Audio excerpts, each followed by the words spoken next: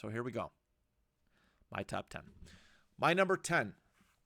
I'm going to start off with the shortest-lived president on this list, and his name is John F. Kennedy.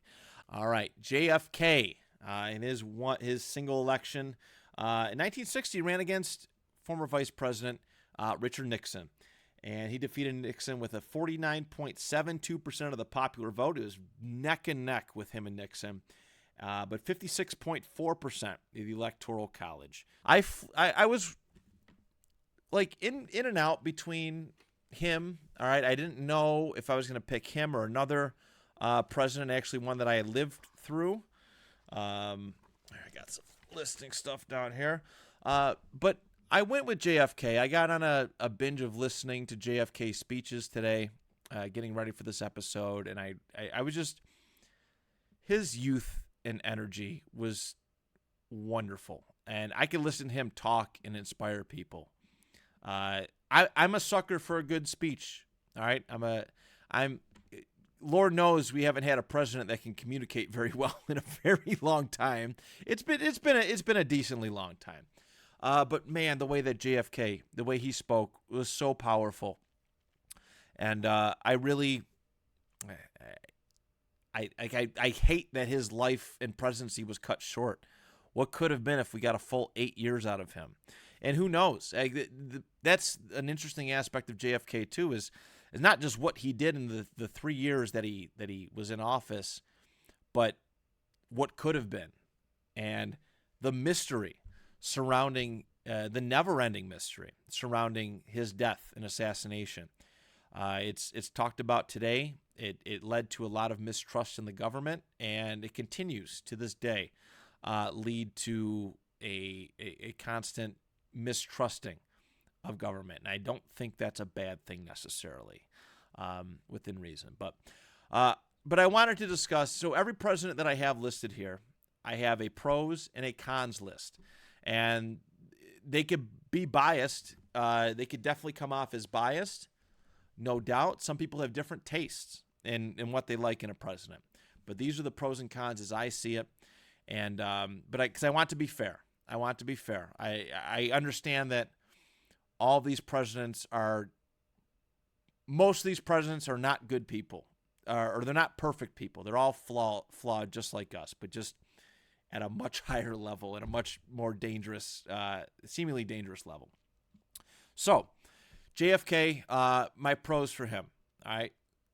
Obviously, I mentioned his youth and energy, but his leadership through the Cuban Missile Crisis. I just listened earlier today to his 18-minute speech on the Cuban Missile Crisis and the way he handled it, the nonstop, the sleepless nights.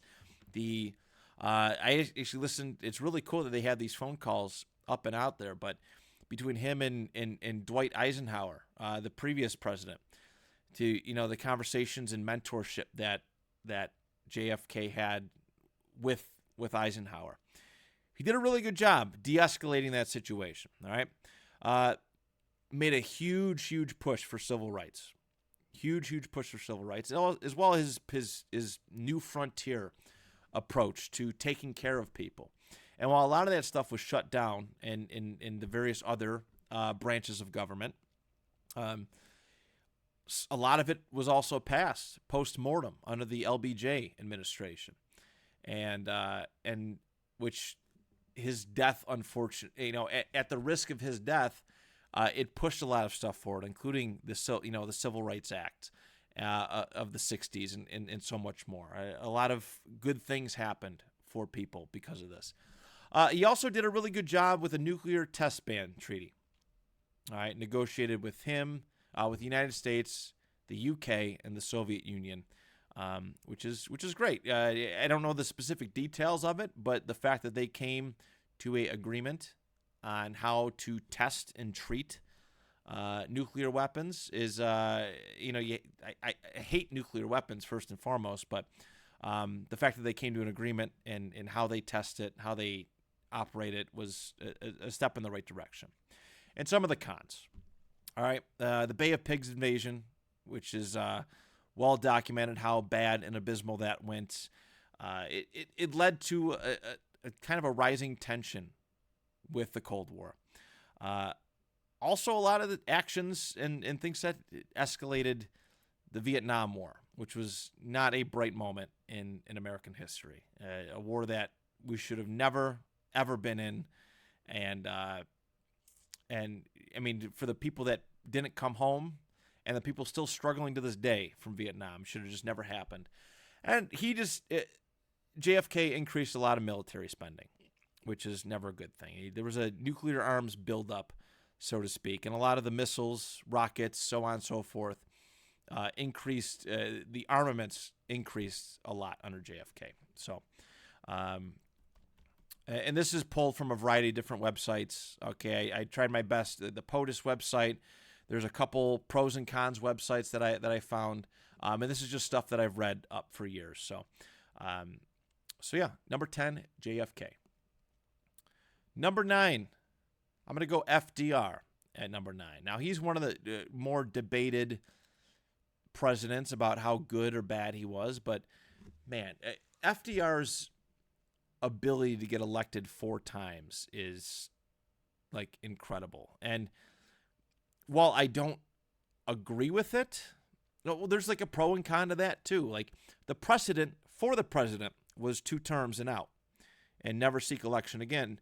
But presidents had done that. A couple that we're actually going to list today, they had sought the office. But FDR was the only one to get away with it and do it. I'm a big proponent, like especially like a lot of these politicians that have been around a long time and should just move over for somebody younger, like the Chuck Schumers, the Mitch McConnells, the Nancy Pelosi's of the world, and so many others. I want the best possible candidate. So the okay part with me of this is, well, Republicans back in the day, the 30s and 40s, should have raised a better candidate to take out FDR, take out as far as getting, elected ahead of him. He was so popular, though, and that's astounding because a lot of presidents really, their popularity is down bad after 2 terms.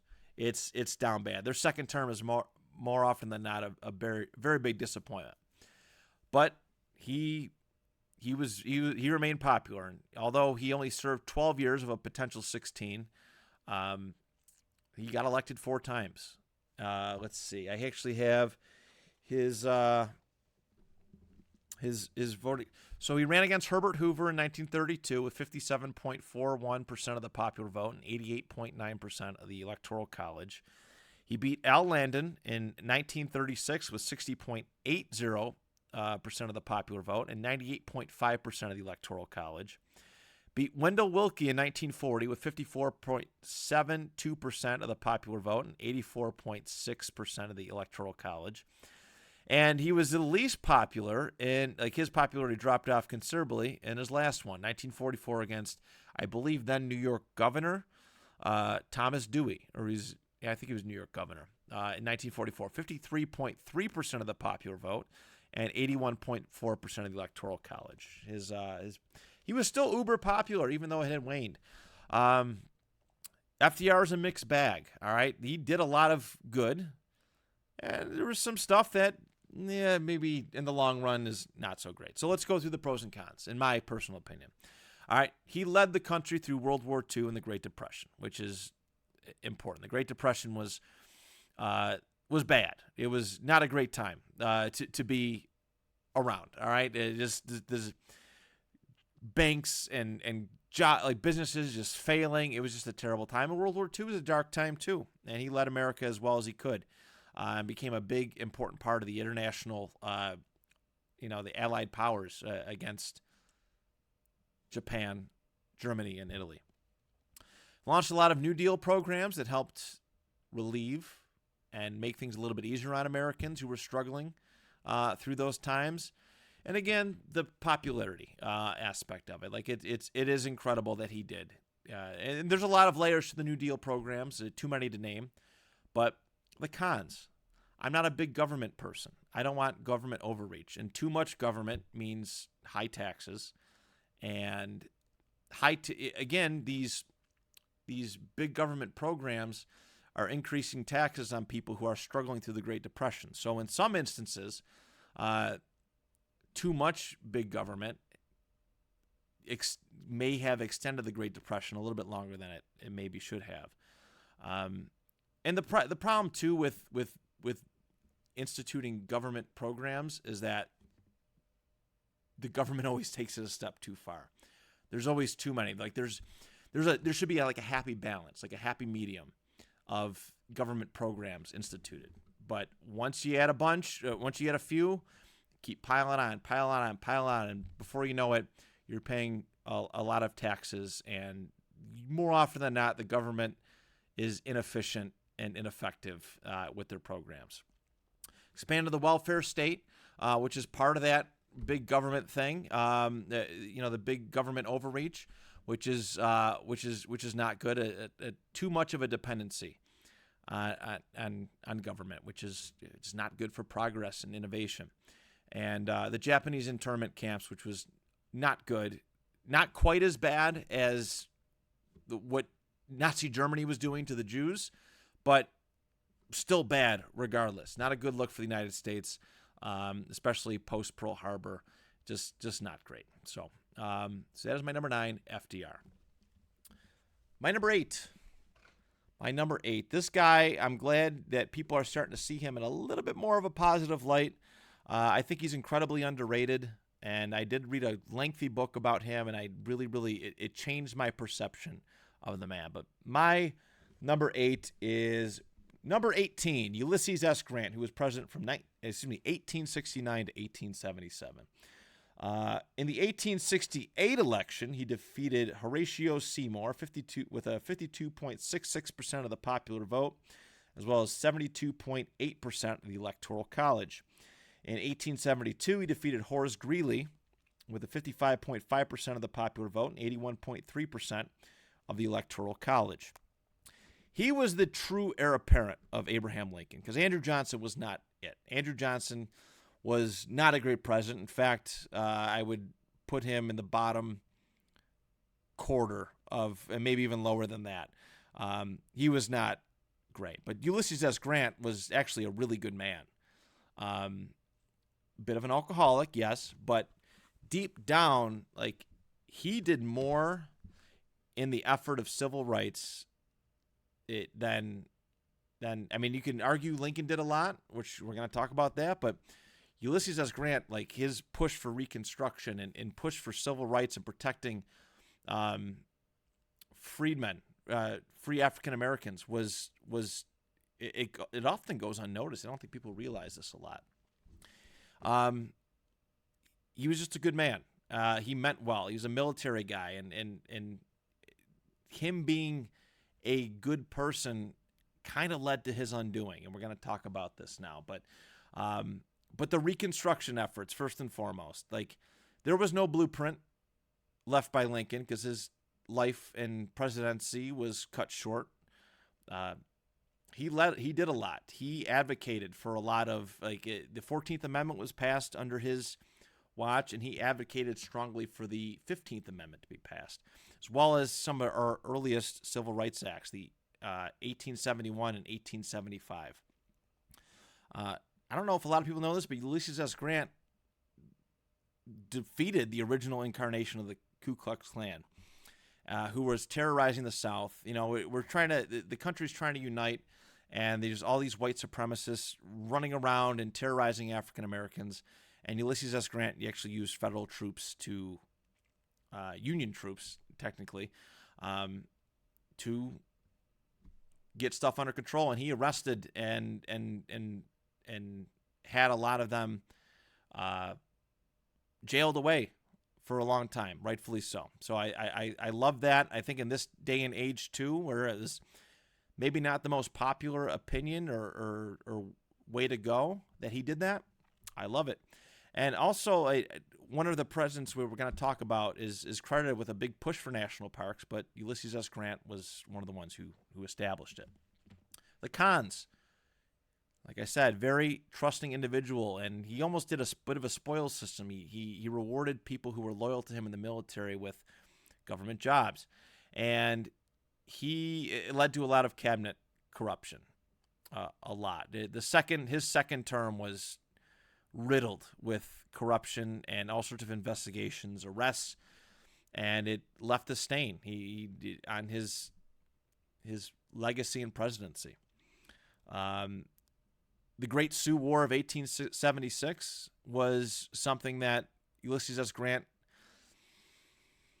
egged on. They wanted gold in the Black Hills and went up against the Sioux. And it was a bit of a false flag deal. Like, he tried, his intention through speeches was great relations with the Native Americans. But the Great Sioux War, which was not great. This is Custer's last stand. It was not good for Grant's legacy, and one of the reasons why it kind of undid all the good that he did in his first term. And with some of the passing of the amendments, the way the wording and such was that the South actually gained a big boost in representation in the House of Representatives. Because all the African Americans were freed, the populations were boosted in the South, and this would create a Southern domination in the House of Representatives for probably 100 years. But a lot of this happened at the end of his term, and there was a point where he couldn't even do his duty properly because the South was so well represented and challenged everything that he did from a federal perspective. But this would dominate for at least 100 years, and it may even, in small cases, go to this day. But Ulysses S. Grant, interesting story, interesting man. I advise anybody to read his book who would so choose. All right, on to our number 7. It is my number.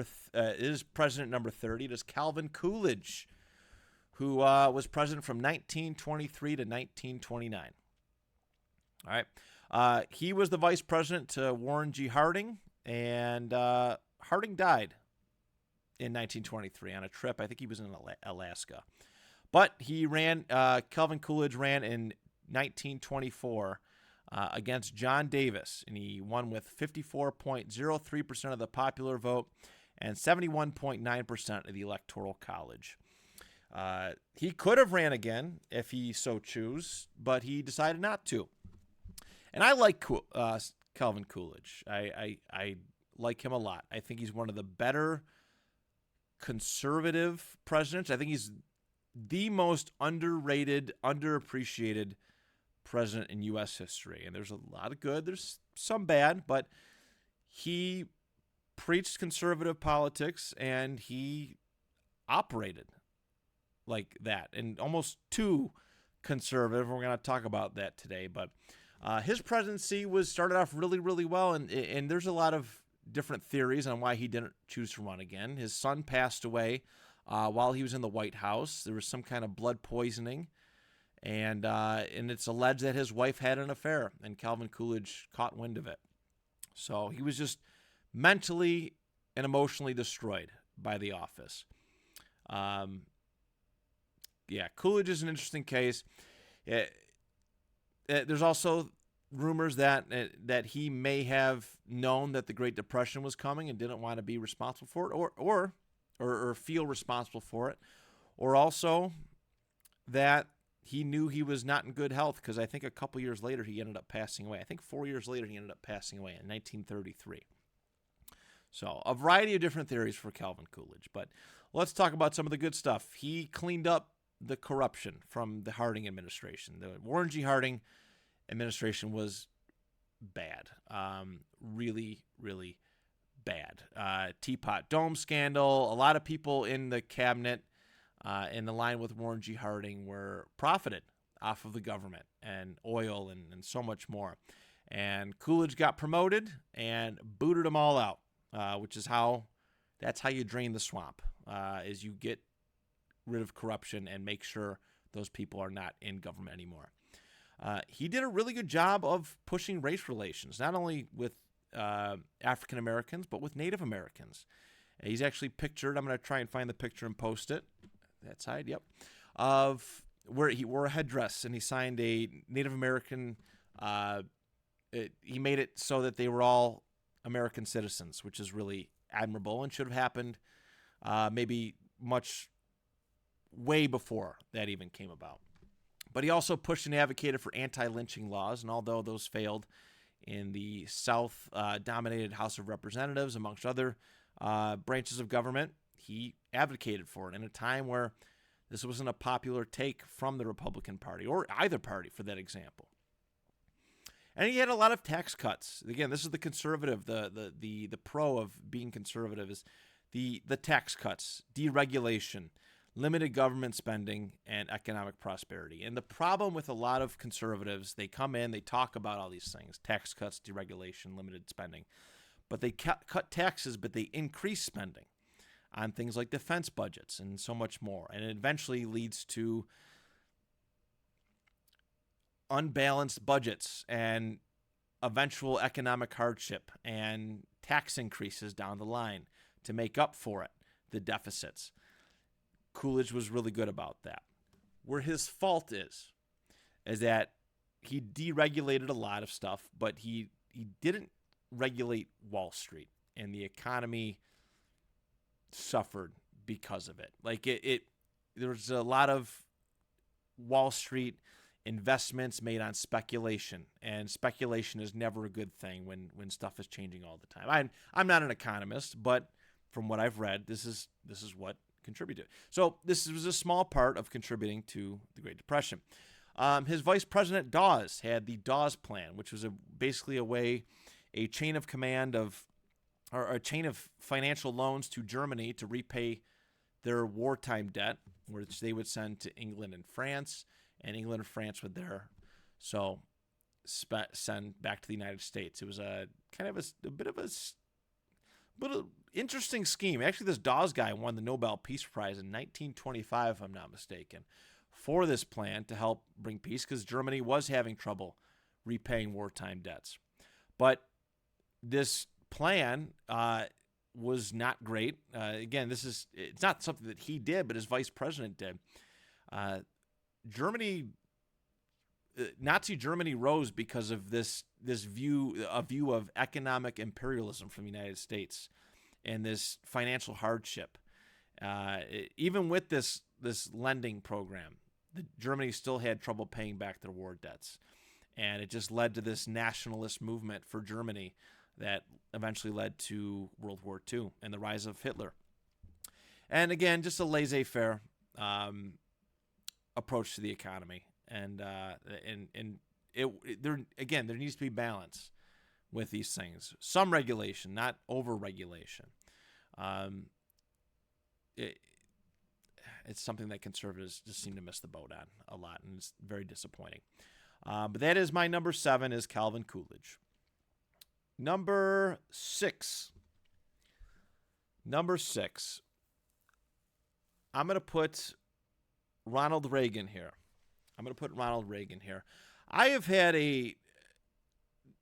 Reagan's such an interesting character.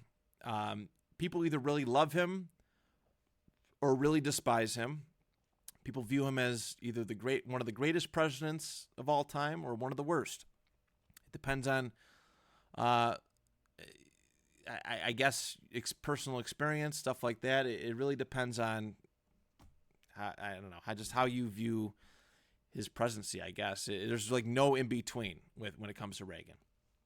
I read a book on Reagan a few years ago, and it was really interesting. It was a nice inside look to him. And for years, I've been preached to that he's the model of modern conservative politics.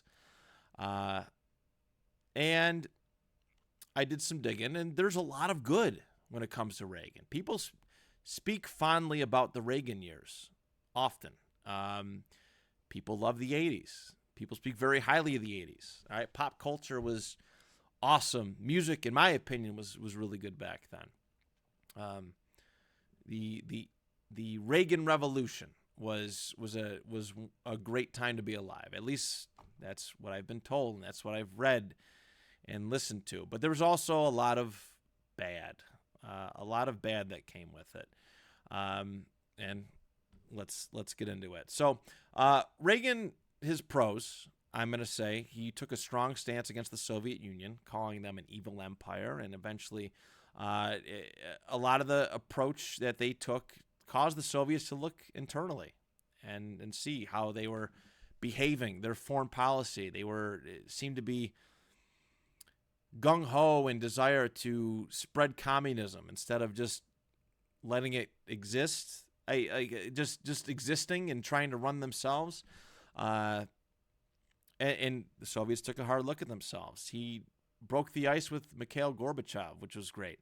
And it eventually led to dearmament and eventually great relations for a little while between our two countries. And eventually, during the George H.W. Bush presidency, the dissolution of the Soviet Union. So he did the hard part, at least the final stretch of it. Tax cuts, reduced spending for a little bit, and deregulation, much like Calvin Coolidge. And he's also a great communicator. I love listening to his speeches. He has a really good way of articulating. And again, it's a huge, huge difference between what we have now versus what Reagan was able to do. He can, even if it wasn't good, he can sell it to you. He was really good at that. His cons, much like Grant, he was pretty hands-off with his cabinet. And by the end of his second term, a lot of his cabinet were arrested for corruption charges and all sorts of bad dealings, okay? The Iran-Contra deal was not great. Negotiating with terrorists, all right? And it's kind of led long-term to some of the problems we are facing today. And Reaganomics, too, in the short term, it worked great. And in all honesty, Reaganomics continued to carry on through his term, through George Bush's term, even though Bush raised taxes to cover the deficit. But I don't know if a lot of people realize this, but Bill Clinton utilized a lot of Reaganomics in the way. And people remember the 90s very fondly. He was the other alternate as my number 10 instead of JFK, because I remember living in the 90s and it being pretty peaceful and America thriving. And a lot of people said that they had more money back then. It was an extension of Reaganomics. And like a lot of people blame Reagan for the type of economic world, the financial hardship that we deal with today. And it's hard to say. Like, yes, it could be blamed and pinpointed him at the start, but also there's been plenty of opportunities. There's been plenty of opportunities to course correct along the way, whether it be newer Republicans dominating in all three, all branches of government, or Democrats on the opposite side of things who have constantly complained about the way that things are with the trickle-down economics and so on and so forth, that have had the opportunity to course correct, but they have chosen not to. So I have a little bit of pushback on that, but again, I'm not an economist. But this is the way I see things. But things were really good up until probably the end of Clinton's term. The late 90s, going into the 2000s, going into the George Bush run. It's just the way I see things. I'm sure I'm wrong in some instances, but that is what I got. So Ronald Reagan comes in at number 6. He's been as high as 3 for me, but doing a lot of listening and reading, I think it's fair to put him at. He still belongs to the top 10 in my opinion, and I'm going to put him at about the halfway point. All right, my number 5. I'm going to go James Monroe here. And there's a variety of different reasons why I like James Monroe. He was president from 1817 to 1825. He was the last of the founding father presidents and often forgotten. I don't think a lot of people remember or think of James Monroe. He's actually not a bad president. I will say that. But he's overshadowed by Washington, Adams, Jefferson, and Madison. But Monroe did a pretty good job. Mostly. He defeated Rufus King in 1816 with 82.8% of the popular vote and 82.8% of the Electoral College. All right, and in 1820 he was virtually unopposed, as I stated. They wanted to keep the 100% victory and leave that for George Washington, and that's understandable. But Monroe's the last of the revolutionary generation, a long forgotten about thing. And after him, you get into the he did a lot to help focus the United States on figuring itself out, and for better or for worse. A lot of the stuff that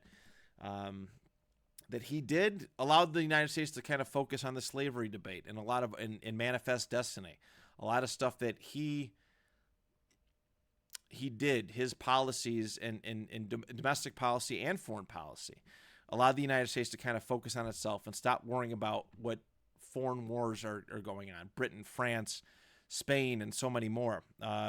Monroe is actually a really good president, and often ranked above average.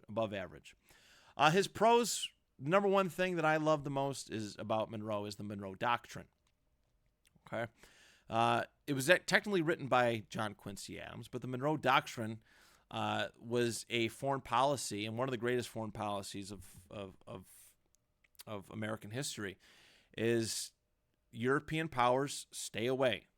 Britain, no new colonies. France, no new colonies. Spain, stay out, no new colonies. And Russia, who was trying to acquire territory on the West Coast. They would get Alaska and parts of Oregon and Washington State.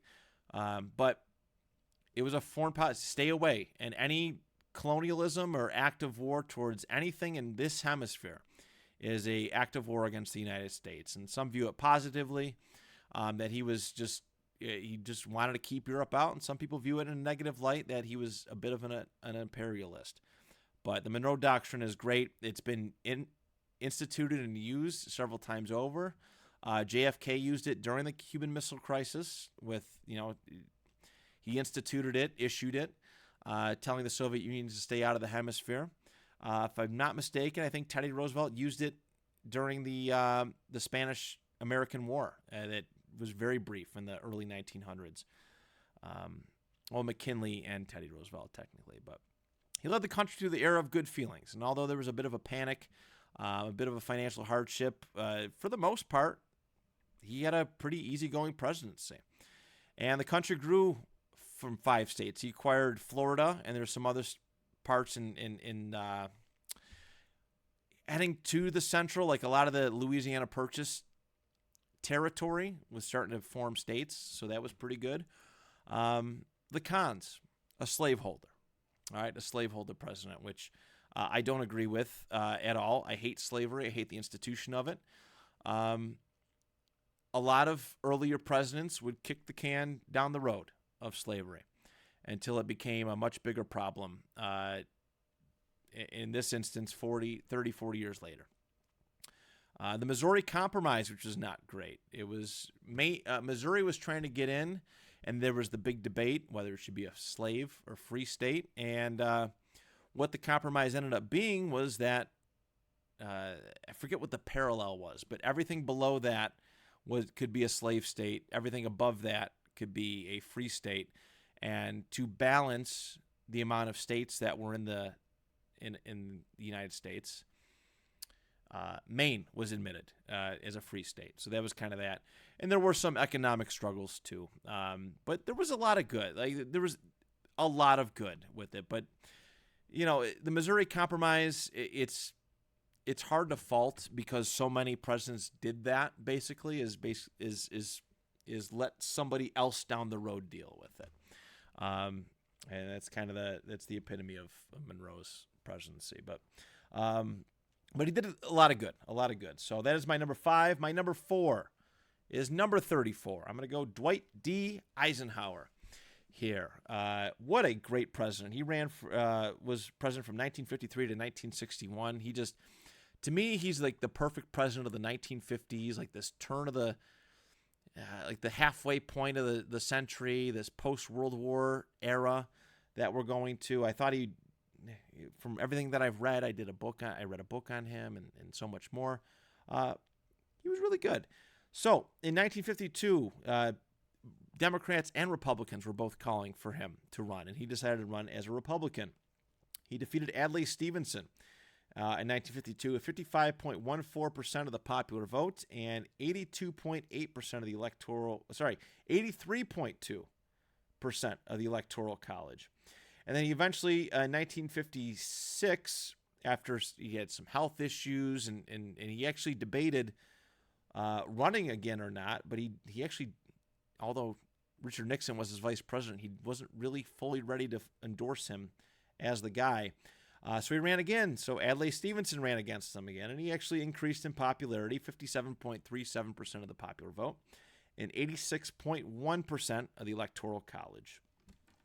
A lot of people know Eisenhower is from the Great War, his leadership during the World War II, the storming of the beaches of Normandy. He was eventually the leader of the Allied powers. In his mission was to end the Great War. And eventually he led the NATO forces a little bit down the post-World War II era. But he came home, when he finally came home and he ran for president, because it was one of those things where it was calling him. He wasn't necessarily eager to do it, but the presidency was calling for him. And he did pretty good. So he ended the Korean War, which was another thing that should have never happened. I don't dislike Harry Truman, but dropping the atomic bomb and getting us into the Korean War are two things that I hold strongly against him, because they were both just bad, just really, really bad, just internationally and domestically, just bad. Eisenhower had a really good domestic policy. A lot of infrastructure stuff. The Eisenhower interstate system, he took that from his experiences in Germany with the Autobahn. He wanted to, especially in this time of Cold War, wanted easier access for people to get out of a city if need be, but also just make travel easier. And we all go on the thruway today. This is a laid out plan, the Eisenhower interstate system. You see the signs of it everywhere. And this is all stemming from Dwight and his life experience. He enforced civil rights decrees. Okay. Brown v. Board of Education. He sent federal troops to begin the assimilation process of African-American children going to school with white children. And it was difficult, but Ike was so liked that, the country kind of rallied behind it, and he got it done. He also played a big part in NASA getting organized, all right, getting ready to go. I know JFK gets a lot of credit for it. I believe it's called the Kennedy Space Center, if I'm not mistaken, but Eisenhower got that underway. And he also did a really good job with the Suez Crisis. World War III almost happened in the 50s. I think it was 54 or 56. But Israel, Britain, and France wanted to invade Egypt for control of the Suez Canal. And they were trying to get Eisenhower and America on board to get this ever-important piece of land. And I think Egypt was getting a little cozy with the Soviet Union.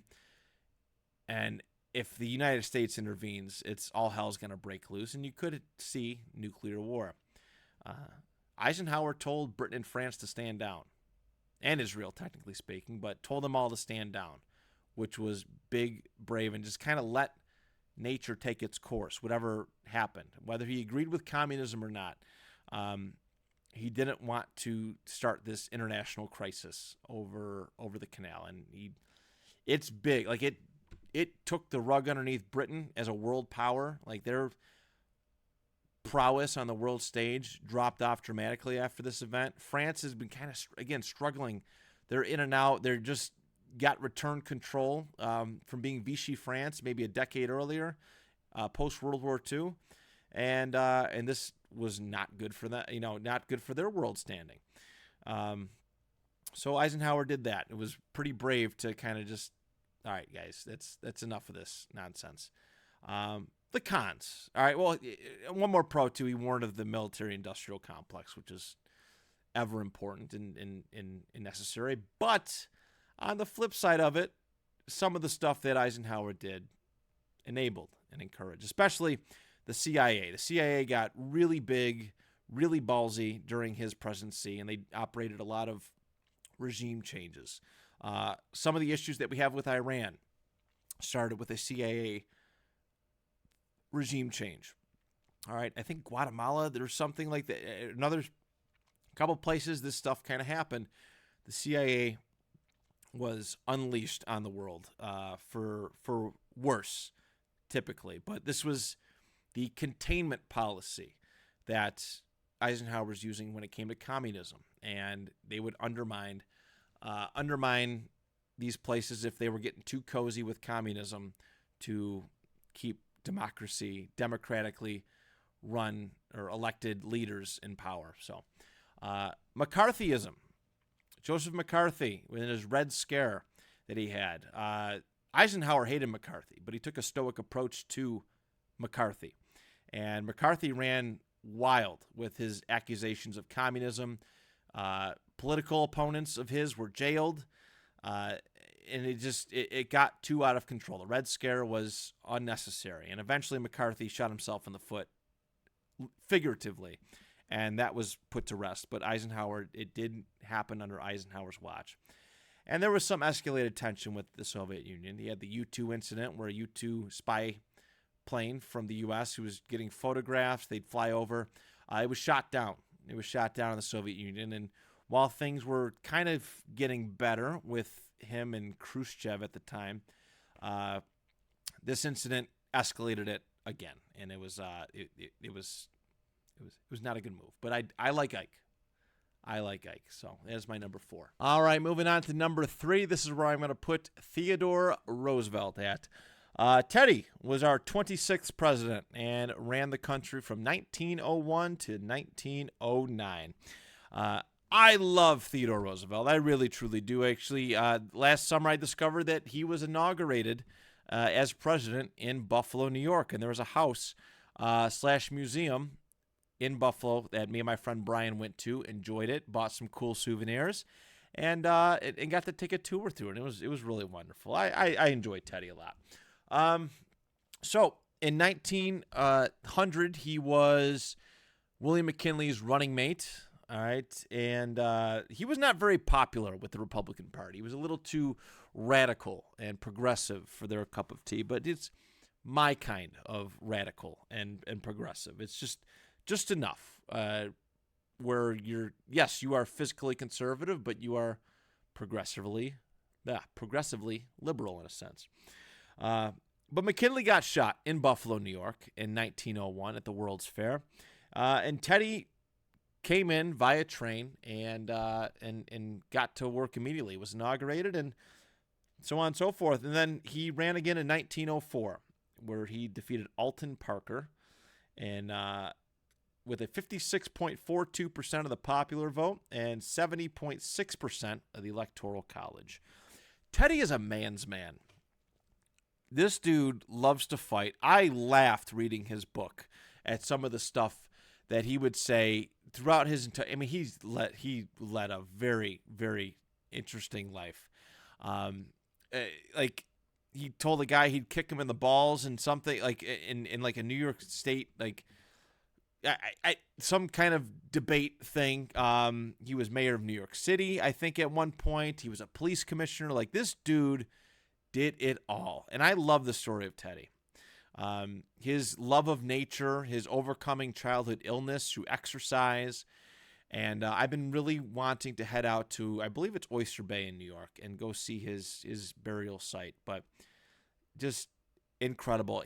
He feels very fitting for that time period. Like certain presidents feel fitting for that time period. Like Ike, Dwight Eisenhower, feels very 50s and appropriate that he was where he was at that point in time. Theodore Roosevelt feels like that in the turn of the century America that's trying to figure itself out, trying to modernize into this new day and age. And this is why I think Teddy is regarded as highly as he is. He is frequently a top fiver. Sometimes top 10, but he is on the Mount Rushmore, literal Mount Rushmore, for these reasons. All right, some of the pros. He is a working class hero.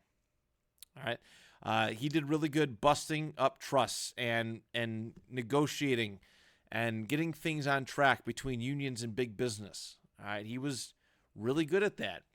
Big business had started to run rampant through America. These oil tycoons, railroad tycoons, all these big business, J.P. Morgan and other people, people in charge of mines and stuff.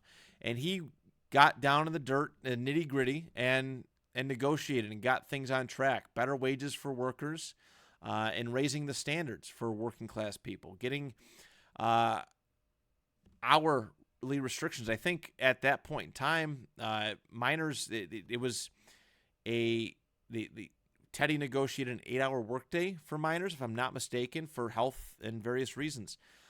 He dealt with the food and drug issues, like we read The Jungle, and talking about how people would fall into like this the sausage making process, and they would just be people would be cut up into sausage and shipped out. Like that's how it was. Teddy was vast and thorough with the type of regulations that he put out there. So a great part for a great leader when it came to getting infrastructure and getting America on the right track. Great nature preserver. A lot of national parks created because of Teddy Roosevelt. And he loved nature so much. It was a big part of his identity. Loved to be in it, loved to be around it. He spent a lot of time vacationing to natural parks and all his life, even within the presidency. And he found peace being in nature. And he created the Panama Canal. And there's a little bit of a con aspect to it, but he did create the Panama Canal, which was one of the most important early 20th century accomplished construction feats that made travel a whole lot easier for the U.S. and for many other places. The cons: he was an imperialist.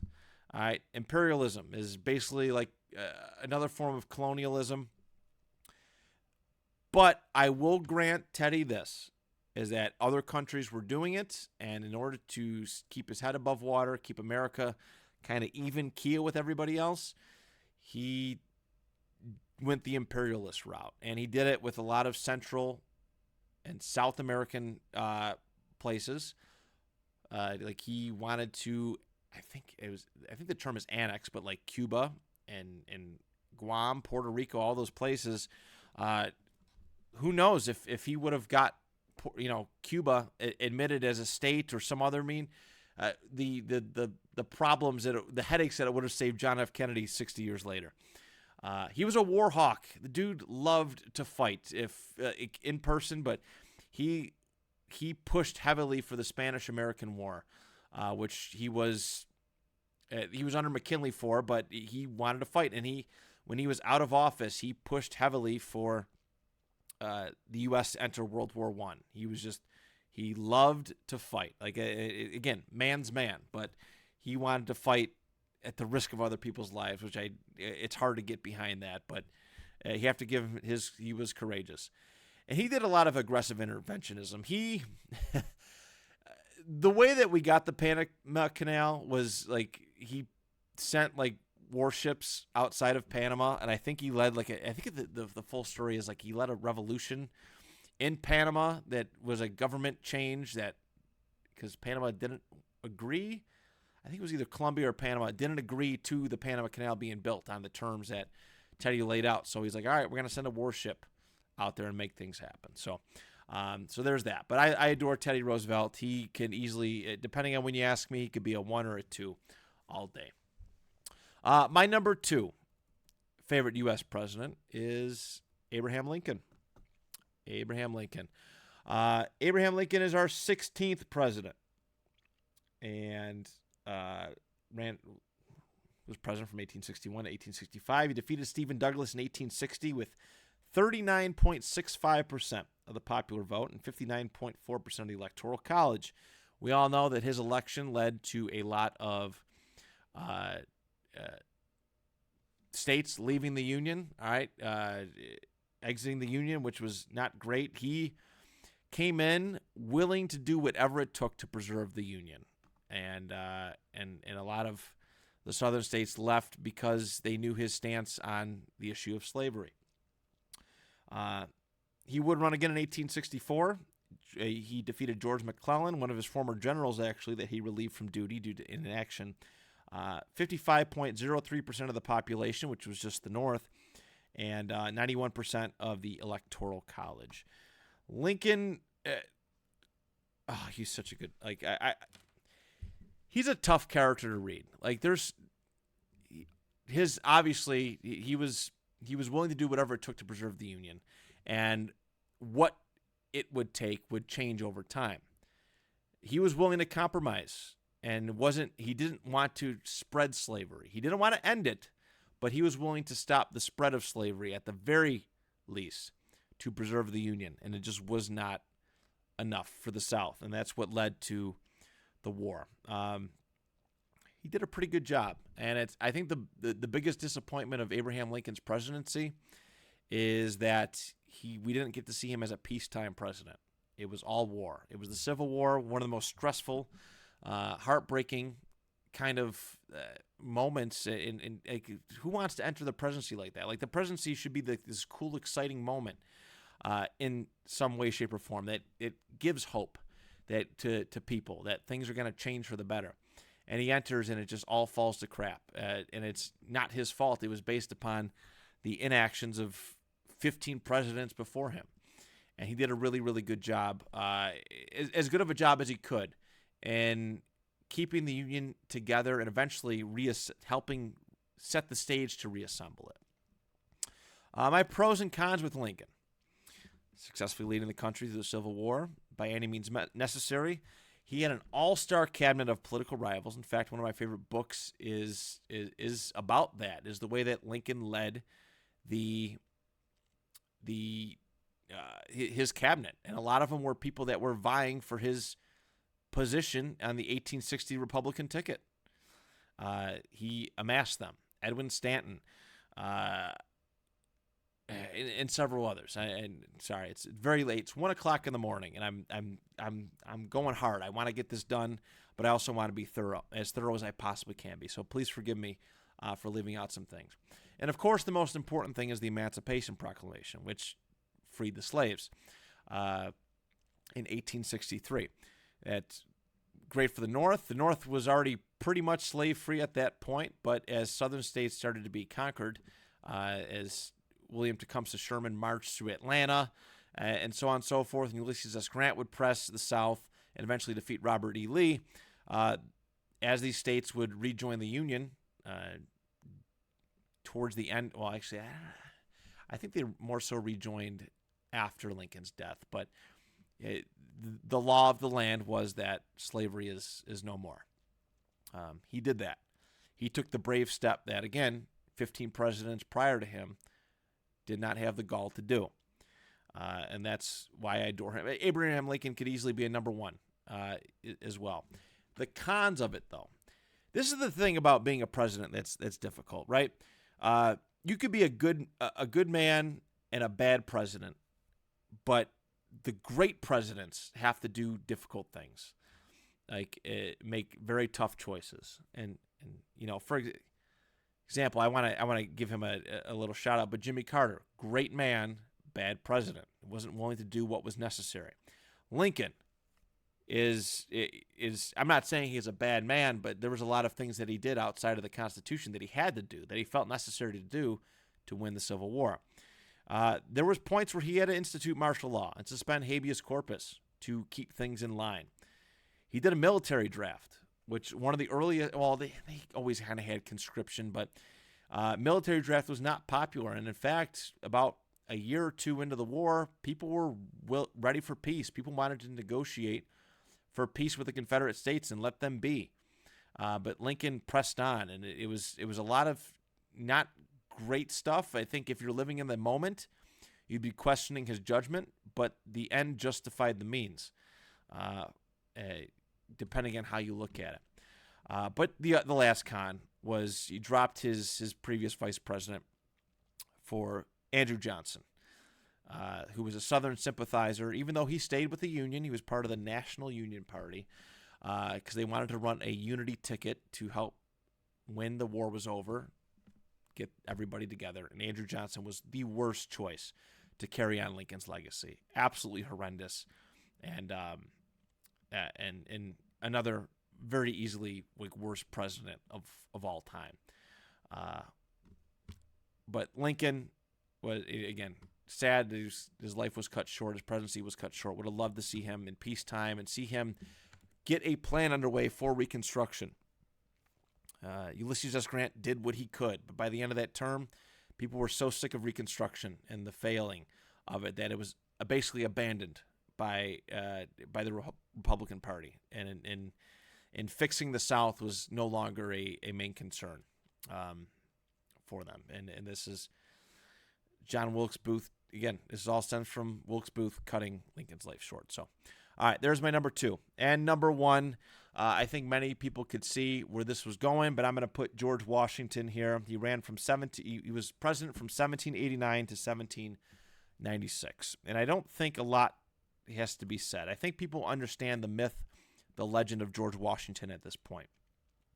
A pretty good general. You know, he was the best general at the time to lead the country. But Washington was not a great battlefield leader. From what I've read, he lost a lot of battles, dating back to his time in the French and Indian War. He was not a great general, but he was good at putting the right people in place to lead his armies and to lead the Continental Army throughout the American Revolution. And he was kind of like that going into his presidency. But Washington, again, he wasn't seeking office, but it was important for the hero of the Revolutionary War to be in that position, to lead the country and stabilize it for those first 8 years. It was an exhausting time. All right. In fact, he wanted to be done after 4, but he had to be pushed to do his 8 years of time, of hard time as U.S. president, because it was asked of him. It was requested of him, and George Washington was a statesman, first and foremost. His pros was that he was the first U.S. president, and everything that he did would shape the presidency. All right, he set the standard for what it was to be a president. And, like, I don't think people realize how difficult that can be to be the first at something. There's been so much happening in life that it's hard to be the first person to do something now. A lot of people are scared to be the first person to do something. Washington did it and took the challenge head on and established the 2-term limit, even though at the time it was not by law that you had to do 2 terms. It was just the honorable thing to do because George Washington did it. The way he conducted himself, the nicknames, Mr. President, people wanted to call him His Excellency. And he goes, no, we just fought monarchy. Let's not do that. Just Mr. President is fine. A lot of behaviors of the presidency, which have devolved or evolved over the years, stems from how George Washington conducted himself. The fact that he conceded the presidency shows great restraint within him. And also, not even that too, but he was the de facto leader of the Continental Army, and he conceded control of the Continental Army. This is a man who did not seek, power is contagious and power corrupts people. George Washington said, enough is enough. You guys can have this power back to lead the Continental Army. He conceded all of that and again, conceded the highest office in the land of presidency, which shows great character. Also, in his closing statements before he was done being president, he advocated against political parties, which everybody loves to quote George Washington nowadays, but they always forget the part about no political parties. And it happened almost immediately after he left the presidency. Actually, it did happen immediately after he left the presidency, and there were some things that he did that led to that. So let's look at the cons. Slaveholder. All right, slaveholder, big no-no. It is said, and a lot of the readings, I wasn't there, so I don't know firsthand, but a lot of the readings that I have done is that he did want he knew that slaveholding was a bad practice. And upon his death, he did free some of his slaves, if I'm not mistaken.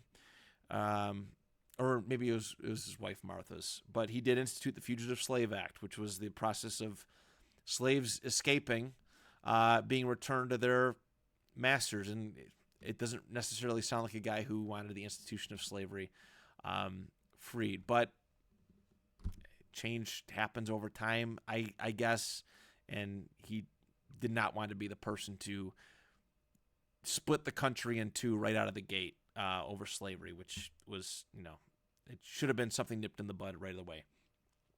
He had a lot of indecision, which was something that plagued him during his command of the army. He was a decision by committee type person. He had a lot of strong personalities. In fact, he had one of the best cabinets of all time with Alexander Hamilton, Thomas Jefferson, Henry Clay, I believe, was his Secretary of War. I'm pretty sure it was Henry Clay. It was Knox. I'm sorry. It was Knox. So he had a really all-star cabinet, but it was a lot of partisanship in it. Alexander Hamilton supported a strong federal government, a strong national government, where Jefferson, Madison, Monroe wanted more state power and so on and so forth, and this caused a lot of division and led to political parties as soon as Washington left office. And Washington, by the end of his second term, leaned a lot more heavier into central government federalist policies, and which was literally it was kind of against everything the Revolution was fought for. And this is the dilemma of big government versus small government, states' rights versus strong central government, and balance. But Alexander Hamilton had his claws metaphorically dug into Washington and guided him quite a bit, and actually led to a big feud between Jefferson and Washington where they never talked to each other after Jefferson left office. So there it is, everybody. My number one favorite president of all time.